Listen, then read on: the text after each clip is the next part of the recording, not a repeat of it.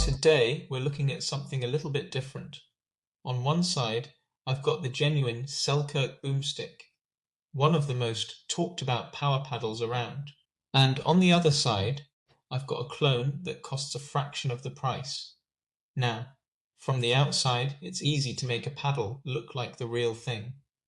But the big question is, what's actually going on inside it? So, rather than just hitting with this clone and telling you whether I like it, I'm going to do something slightly more comprehensive. I'm cutting it open. We're going to take this paddle apart, look at the core, the construction, and the materials, and see whether this is genuinely a well-built paddle or just something that looks good from the outside.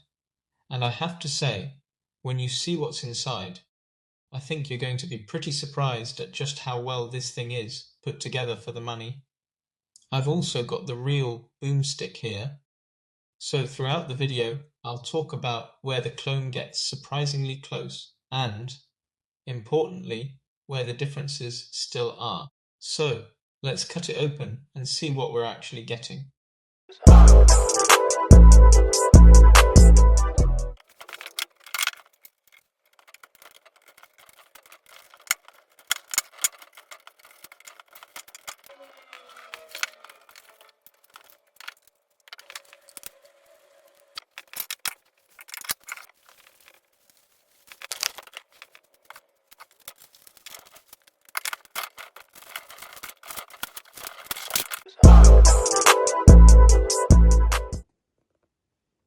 So, after a lot of effort, I've managed to get it all off, or most of it anyway. So we've got a honeycomb handle, unibody construction, so it's one piece all the way, as you'd expect with high quality paddles. You've got a very similar shape to the actual boomstick, floating core. You can see here that these bits are completely floating on the sides. But down here, right on the joints here, there is some glue. So it's floating, but not completely floating. I don't know if I can show you.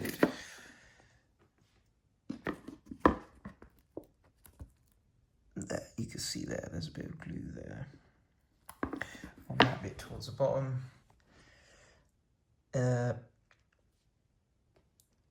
Very, very difficult to take everything off. Very well constructed. Taking the carbon fiber face off, just so I can show you that as well.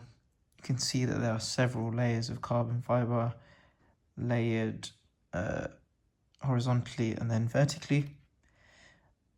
Again, you can see it's a very good quality carbon fiber as well.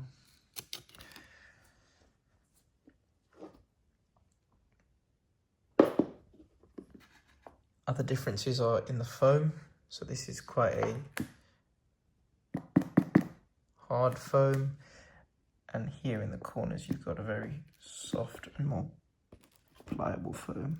You can see there, as you can see, this doesn't really press in at all, whereas here on the side it does, near the throat. Same thing here under the carbon fiber, you can see it does. And that's the case for the foam all around the edge. It's all a lot more squishy. Now let's compare it to the core of the actual boomstick. I'll put up an image on screen from John Q's in-depth breakdown of the boomstick. As you can see from the image, the boomstick has an almost identical shape, including the size of the gap between the softer foam and the harder foam on the inside. The main difference in the actual boomstick is a third foam in the throat and handle of the paddle. It's also worth pointing out the MOI weights on the side of the clone are not metal and more for design than actual weight. The face of the paddle is different as well. The actual boomstick has a single direction in its carbon fiber layers, which leads to a stiffer face. It's these subtle differences that lead to the paddles having a different sound. Overall, as you can imagine, as the differences are very subtle, they play in a very similar way.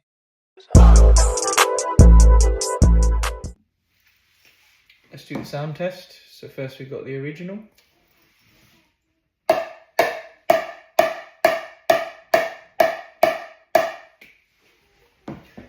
Overall, sounds very hollow, sounds quite poppy off the face, trademark sound, very aggressive.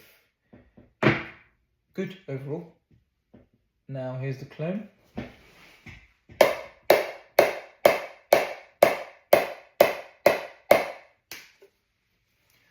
Still got that poppy feel off the face, quite similar. The sound is very different. It hasn't got that trademark, almost very hollow sound. It's still very loud, so it still gives you that boom feeling, but not exactly the same sound.